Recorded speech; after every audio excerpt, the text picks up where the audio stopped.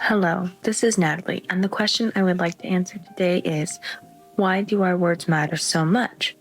And why should we guard over our words? Should we really be mindful how we speak and choose our words carefully? God shows us the answer to these questions within the first few verses of the first chapter in Genesis. Genesis 1:1. In the beginning, God created heaven and the earth. That is a pretty powerful statement, but exactly how did God create the heavens and the earth? With His divine word, of course. And God said is repeatedly mentioned within the creation account outlined in Genesis chapter 1. In Hebrew, the word debar means word, with the root meaning to arrange, put in order, or to speak. So not only did God speak His creation into existence, but He also created it in a very specific order. So why do our words matter? We're not God after all. We don't have the power, like God, to merely speak matter into existence. With words, we can express our beliefs and life goals and the type of life we want to pursue. This encourages us to make connections that grow into meaningful relationships, create families, and strong communities. We can build people up, boost confidence, and encourage them to pursue great and noble endeavors. Likewise, our words can be used to cause harm, humiliate, and destroy others, sometimes causing permanent and irrecoverable damage in the process. No wonder God says in Proverbs 18:21, "Death and life are in the power of the tongue." Similar to how God created life in Genesis, we have the power to continue His work by making life a good or miserable for others or even ourselves. Sadly, we as humans are much better at judging others and criticizing others than encouraging and uplifting them. In fact, the tongue is so evil that God warns us in Psalm 52, verse 2, "Thy tongue devised mischief like a sharp razor working deceitfully." Again in Jeremiah 9:8, "Their tongue is an arrow shot out. It speaks deceit.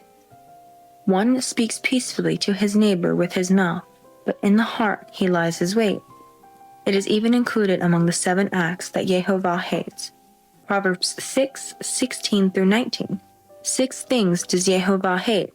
Ye 7 are an abomination unto him.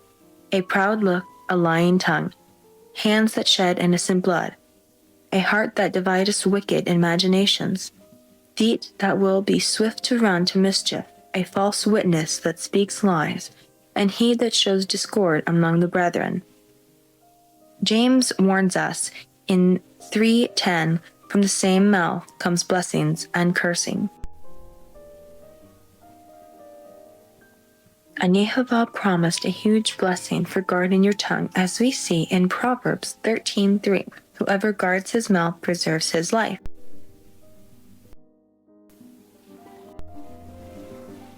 So obviously not guarding your words is going to at the very least shatter your reputation among your peers, but may put you in the predicament that could cost you your own life. Not saying you're going to die tomorrow, although you could, but definitely put you in a hot seat on Judgment Day, where everything you have done and said will be placed in the balance, and I'm telling you, you don't want to come short on that day. God regards the tongue as pure evil. Because of that, it is secured behind 3 gatekeepers: strong, sharp teeth to keep it contained behind walls, lips to seal the entrance and block off sound. And when all else fails, we follow Job's example. "Behold, I am vile. What shall I answer thee? I will lay my hand upon my mouth." Job 40:4. In conclusion, our word has more power than we realize. We need to choose our words carefully as not to cause harm to others. We need to avoid gossip, lies, and deception.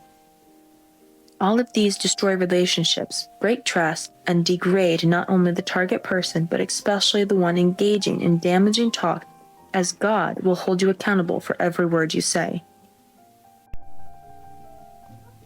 Yeshua warns us in Matthew 12:36, "But I say unto you that every idle word that man shall speak, they shall give account thereof on the day of judgment."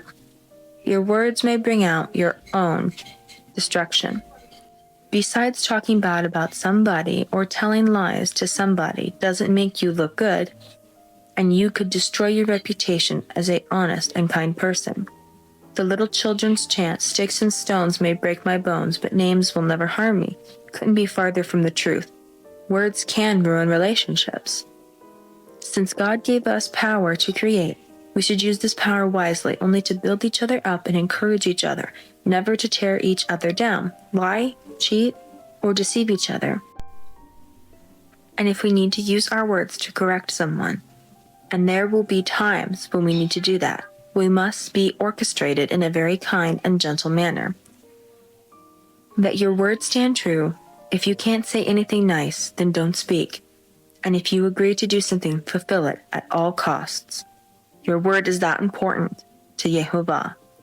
Everyone has been hurt and hurt others with words, and none of this is pleasing to God.